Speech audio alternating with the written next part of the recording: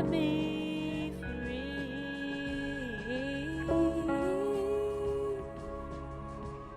Oh, freedom.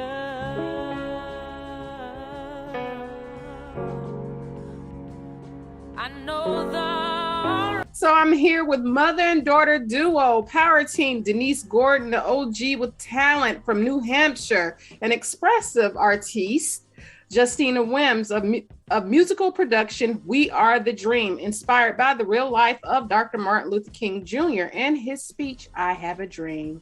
So let's deep dive into it. Tell me what inspired this musical play. Well, this musical play was inspired actually, like you said, I am from New Hampshire. I work as a theater coach at the Algonquin Theater for children 5 to 10 years old. And I went and I found this play called We Are the Dream, written by Catherine Miller. And it was a great children's play, but I live in New Hampshire and I work in Maine, and couldn't find 14 Black people. Oh, Lord. What? And I was like, and I really wanted to do it. So the more that I looked at the play, the more I really loved the story. The story focuses on the fact that he was a reverend. That Martin Luther King was a reverend first.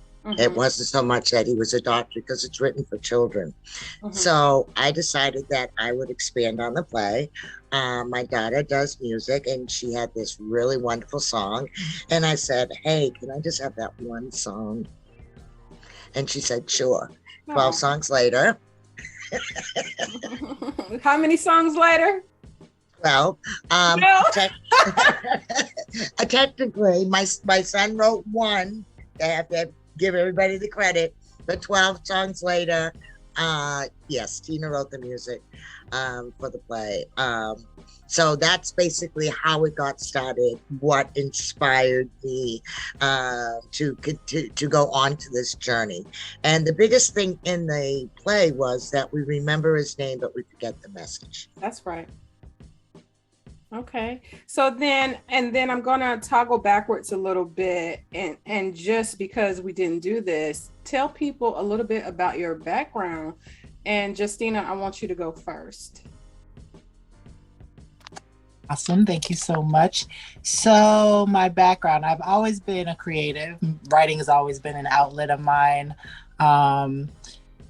Just being able to express myself, especially after I lost my father to police brutality, just trying to find my own way as a Black individual in an oppressed society, growing up in New Hampshire, and just being able to find ways to express myself and to empower myself in a place that really wasn't built for me or to encourage me. Sorry, I got kids in the background. That's okay. That's all right.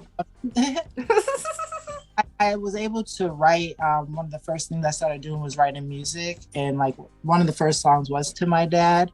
And my mother has always been a person to encourage my writing, even though growing up I wasn't like, oh, look at my writing and showing everybody as I am now. Like, yeah, I think I'm a pretty dope writer as an individual. But definitely growing up, it was my outlet. And now I try to use it to show other people how they can use their anger or their sadness to express themselves in a lucrative way. That part. Okay, girl, teach me, sis. So, and you, Miss Gordon? Well, I always was in the theater. I grew up in Berwick, Massachusetts, which was a predominantly white town.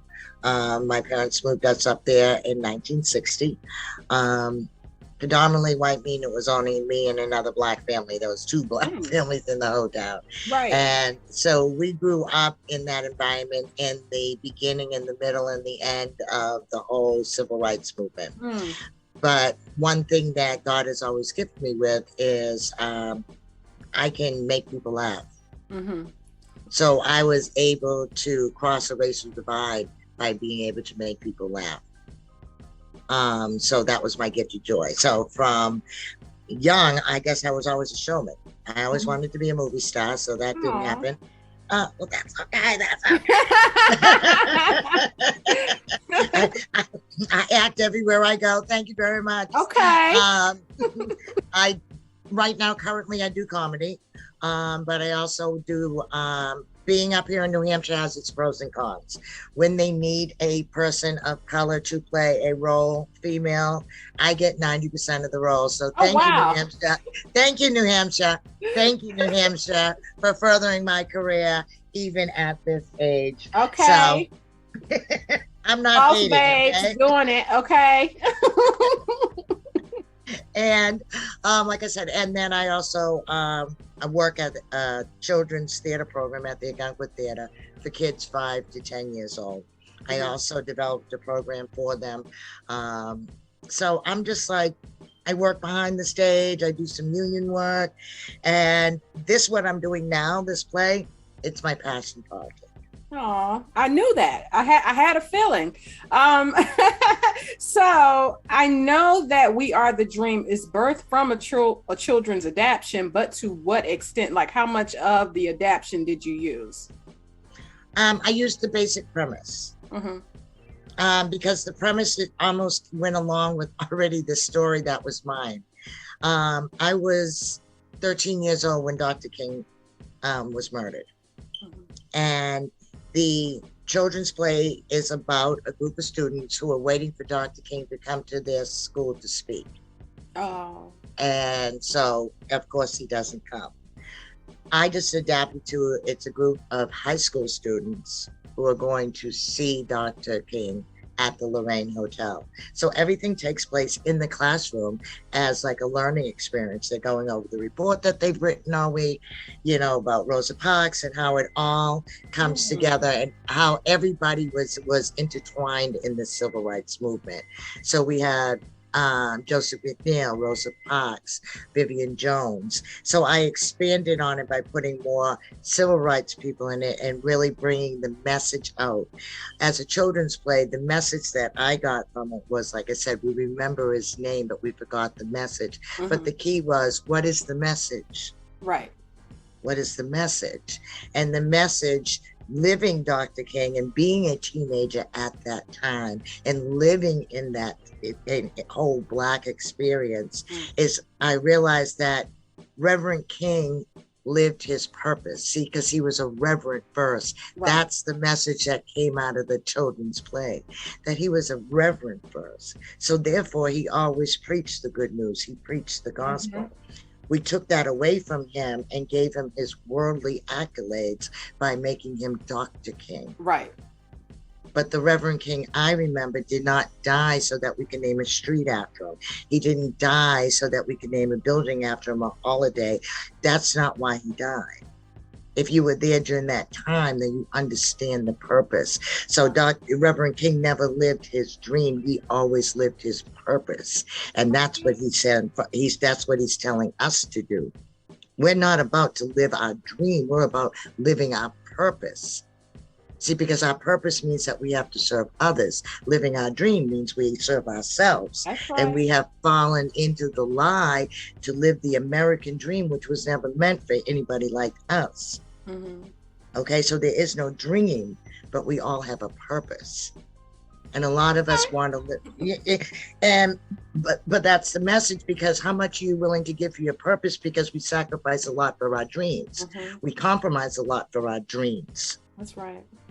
But he was willing to give his life the purpose. And that's the message. That is the message of the whole. So what I got from a small play of saying, we remember his name, but we've got the message.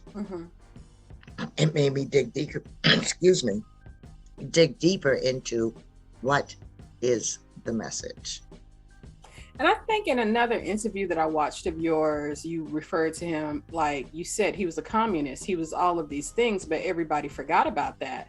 So, and this is going to Jestina, when you learned more, because your mama wasn't going to let you learn the mediocre version of him, okay? So when you learned the truth about it, what were your thoughts? Well, my mother first, she ain't about to lie about our history. I mean, she's first Black Panther, so she's going to definitely tell the truth about what's going on and how people were perceived and just the struggles that they had to go through. For me, it definitely opened my eyes because I felt like when she first started this show, I was like a lot of young people who were like, well, why didn't they do more? Why hasn't more been done in this movement?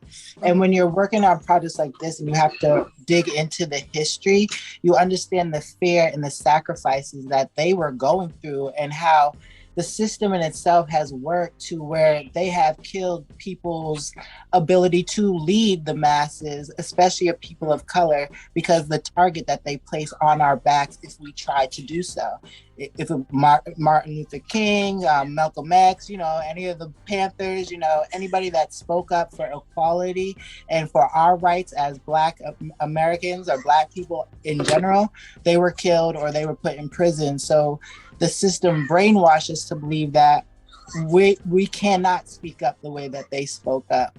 But a lot of times we get stuck in, well, why didn't they do more, without understanding the fear and the things that were used to shut us up. That part. Okay. All right. I'm being educated. So you've both spent an incredible amount of time in theater. So what talents and elements of creativity from your previous work helped to make this play joyous and impactful? I do know this is a live showing with film and hologram. Mom tickled down there. Okay. I think my two most impactful pieces that I did, that I've done in theater, was Having Us Say, which is the story about the Delaney sisters. And it was two sisters, one 100 years old and the other one was 103 and 105. And it told the story of 100 years of not so much Black history, but a family that excelled during the time. And I was able to play Bessie, and Aww. So, yeah. And Sadie, and so it was an education. And the other piece, I was able to play Mrs. Mueller and Doubt. And that was probably one of the most powerful moments in my life, because it was a short little piece that she comes on to defend her son. Right. But coming from a background where I've lived around white people most of my life, that I knew her shoes, I knew her shoes, her struggle, just to get her son to where he needed to be. My parents made a bold decision by my birth name is Denise Richardson, and they moved us to an all-white town, because during that time when we grew up, and when we put our college application in, if it came from Dorchester and your name was, Diane Washington, they put it in the trash barrel. Oh. So it was a strategic move that my parents moved us here so we could get a chance to get an education. Oh. That's what people don't understand. It's not, this is my purpose. It's more than my passion, it's my purpose. Because out of all the leaders that I lived with at that time, Reverend King made the difference, because he made us understand that there's only one race. A saying that says, racism isn't about the skin, it's about the sin. It wasn't the civil rights bill that he proposed. It was the Poor People's Campaign. And poor people come in all colors. Right, that's right. It's a division with words. It's a division. They divide us with words. When we protest and stuff, it's a riot. But that January 6th thing was a civil disturbance. So you know what I'm saying? So so theater is important because I can use words. Right, that's you right. understand what I'm saying? Right. There's power in words. That's right. And so for us to use three mediums was simply something that my daughter came up with, and her son, because I'm old school, she's new school.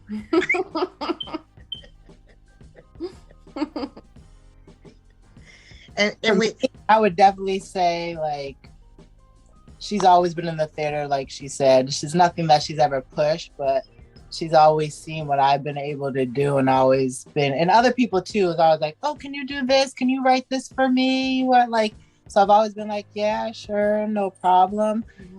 This level is definitely more like, okay, I gotta stand by my talents and just own up to them, because for a long time, especially those who grew up with learning disabilities, reading, writing, you shy away from your God-given talents, sharing your God-given talents, especially if it has to deal with any of those two things. So for me, education was a struggle growing up.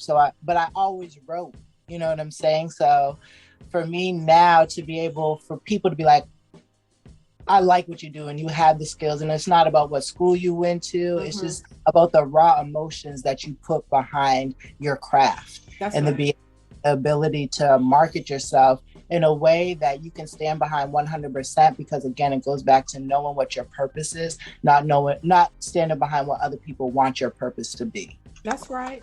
Okay. Look at y'all, power team. Black girl magic. For real. Okay. So have you released the new music from the play this month? Jestina. So it is coming. We are dropping the single, We Are the Dream. That's the name of it. It is coming out before the end of the month. We will be dropping our Freedom music video tomorrow. Oh, yay. So that was under We Are the Dream on YouTube. So, and we dropped our trailer too last week. So every week we'll be showing different clippets, different videos. Some of the videos that we're showing will be the same videos that we actually use in the production, because that's part of the 3 mediums in it. So people will kind of actually get a sneak peek of the show. So it's a real cool, we're proud of it. You know, we're independent artists, so we got to take our shine when we can, but you know, we're happy and blessed that we have worked with the people that we've been able to work with. And where God is just leading us to take the rest of this journey. Okay. Now you definitely have some like starlit singers in this production. So how did that come about? How did you select the singers? How many actors? And you know, you told us about the singing selections, but will it be a musical all the way through? No, because I wrote the play, so I like to talk. No. Okay. So there's words in there, okay, people? It's artsy. How about that? As I'm putting it together, somebody put it very nicely to me yesterday as we were working together. They said, this will be a theater experience. Okay. So that's how I'm going to describe it. No, it's a combination of everything that fits. So it takes place in 1968. It's done with a black and white feel. The beginning of it opens up in modern day times. And then we go into a TV set. Anything that's filmed, because it's in the classroom, it'll look, back in my day, they had to put the projector on and put the film in, so it'll go up. So you'll get that feel of it, and then it's live, and then the hologram is the effect that I'm really proud of. My daughter and my grandson said, will the real Martin Luther King be there? Because he's young. And we laughed like we did. And then I was like, wait a minute. Oh. This is 222, okay? Maybe all this could happen. We're like in a new millennium here. So we're looking to hopefully you have Martin's image and Coretta's image, along with Ku Klux Klan, dogs, hoses. Wow. Because one of the things that Tina said, Mom, when you talk, you're so passionate. You can feel it. You can experience it. She says, I wish I could feel that. Ding, ding, ding, being in the theater like I am. And like I said, I do comedy, and I'm behind the stage and on the stage and everywhere. One thing about being the only Black person when you're growing up, you didn't get on stage a lot, so you had to do a lot of behind stage stuff. So I learned a lot. Right. And what you can do with sound, what you can do with lights, what you can do to create that feeling. So what we're creating is literally a new theater experience. We want you to experience this. And it's never been done before, Black Girl Magic. Oh, yes, Black Girl Magic. So where is it going to be featured? At Gas South Theater in Georgia to premiere. Okay. September 30th. September 30th. Okay. Yes, so how long? You've been working on this production for how long? Since the beginning of time. And this is your year, okay? These 5 years. It's been a good 5 years. Or more. I think from the first time that I started out, I think we're going on like 7. And when because I of course found this and called my daughter. We're very close. I was like, oh, we're gonna do it in Maine, and no, we're not doing it in Maine. Boston, no. New York. We did do a reading in New York at the SW. I'm so dyslexic. Say it, D. SBA Theater in New York. That's all right. Thank you. And that's when it really came. Once I saw the reading, then I knew I couldn't stop. Then I knew, like, this is where God has led me, right? To do this, So, and God continues to open the doors. People say, well, how did you get Hezekiah Walker and Alvin Garrett? Some real big headliners out there. That's right. Well, I literally, someone said, geez, wouldn't it be nice if we could do Hezekiah Walker's group, because he has the youth group? And I was like, wouldn't that be nice? Right. And so we called and he wasn't available. And I says, well, could you ask him if he's available? He actually called us. We had like a 3-5 minute call and he was like, I got you. That was God. His people call my people, and there you go. And here we go. And we're here with the people, okay? So now do you have, I know what your favorite scene is. What's your favorite scene, Jestina? My favorite scene would probably have to be the Rosa Parks scene. Oh. Yeah, Lord only knows. Well, why is Rosa Parks connected to a lot of the songs, but as far as like that whole performance and everything that I see there, it's definitely one of my favorite scenes. But because not much has changed since then, and a lot of the things that we're just talking about and racism, it's just like a lot of stuff I can relate to. Like I said, I lost my father in '93 to police brutality, so the music for me, all the scenes I connect to in a personal way that is not only reflecting Dr. King's story, but again, the story that most of us are either trying to tell or have been through or can relate to. So for me, I connect to so much of it because we're still living it. And I hope that other people that are watching it connect the same way as the viewers, as I do as the creator. And there's right. And I'm going to go out on a limb and assume after 5 years, this is going to be a very detailed showing because you've taken time to piece it together. It's not, you have some plays, it took a year. Other plays, it might have taken 6 months. Some plays, 3 months. So it's taking you time to make sure that this is excellent. And once you premiere it, what next? Mini tour first. End of September, we'll be in Atlanta. Then we're going to North Carolina. Okay. Where?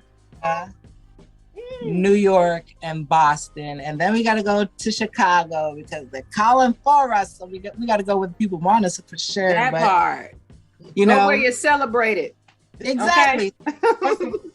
Get out there, but we're definitely starting in Atlanta, where the birthplace of the civil rights movement, as far as we're concerned, and we're just going to push it from there. If we can hit all the stomping grounds that Dr. King hit, that would definitely be a dream of ours. But we want to take it across the country. For those people that donate or sponsor, we give live stream tickets to jails, juvenile centers, homeless shelters, and people that wouldn't have the ability to see it on their own or come to the theater. That is definitely a big mission of ours, to also workshop in those type of areas and with those type of organizations, so that we can also show our gifts and work with other people that we know have the same gifts and give them the hope to live their dreams. Okay, I can dig it. I love it. I mean, just your mission work along with the arts, which when I looked you up, Jestina, and LinkedIn, you were doing a lot already. And then Miss Gordon, you are already out there in the arts doing your community work as well. So there is like, you still have so much untapped potential that you're still willing to like say, hey, we still got a lot of work to do. So let's get out here in the community and do it. So thank you, girls, not gals, girls. You know, what's that? Black girl magic. Black girl magic. That's what they say. That Yes. part. Yeah.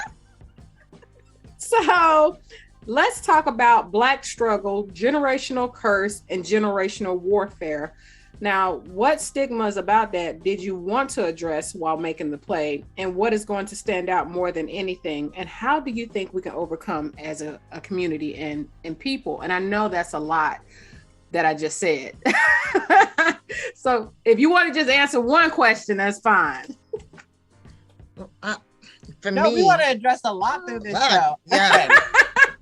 Like that's Yes. another reason why we do it, because again, we all live in this struggle. Like when we can still watch on TV and see somebody become a victim of police brutality and know that that's my story, you know, Right. of my father's story, you know what I'm saying, before cameras, and to know we're so traumatized by the system that we can sit back and just allow ourselves to record it on a phone without stepping in because we fear the police or the badge, you know what I'm saying, even though morally we know what's right.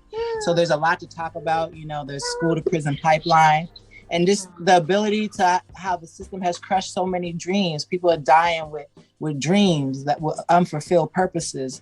So for us, there's a lot to address in this play. You know, we talk about Dr. King, but me and my mother were an open book. Like I said, I lost my father. By the time I was 18, I was looking at life in prison. So there's a lot I know that when we don't address our anger, when we don't address mental health, because it's something that's not addressed in the community, a lot of people don't even know that Reverend King suffered from mental health, you know what I'm saying? And for him and I was able to learn so much about the man, not the hero that we all praise, but the man, like what he struggled, his hurdles as a person, that he still persevered and went through to serve the people, you know, and how we can tap into that same energy into our purpose, amen. And just give people hope, because we are right now, we're living hopelessness and looking at self. And once we're able to look at our neighbor and love our neighbor and know that we can help without being judged, we can do so much more. The change, it doesn't have to be a dream, it can be a reality. We don't, you know, our dreams can be realities. Right. It doesn't have to be our boss's dream or Jim Crow's dream. It's what our dream is. And we just have to tap in and love one another, respect one another, and work with one another. And I mean us, people of color, you know what I'm saying? Let's start there. And then once people on the outside see how we're working with each other, they have no choice but to step in the same way we're already stepping. But until we do that, they're going to keep sidestepping the way they've been sidestepping. Respectful. So once we line up, they have no choice but to get in the back of the line and walk and step in the same way we step in. And that's all up, rising up, because we are the kings and the queens of this nation. That's all I'm saying. Amen, girl. Let's preach. Stop stepping on my toes, okay?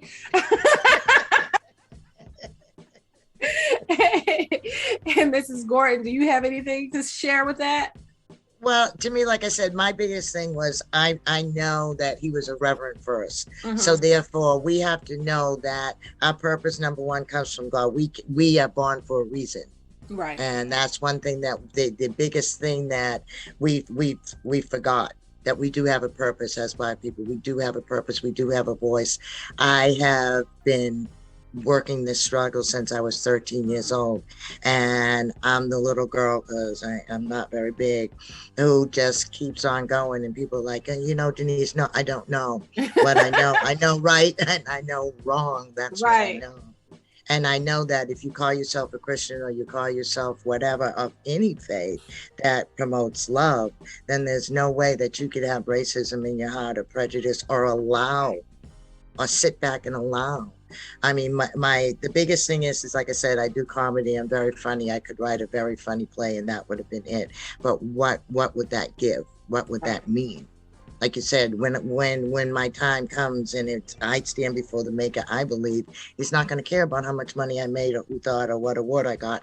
He wants to know, what did I do to serve his people? Because that's my purpose down here. Okay, I can dig it.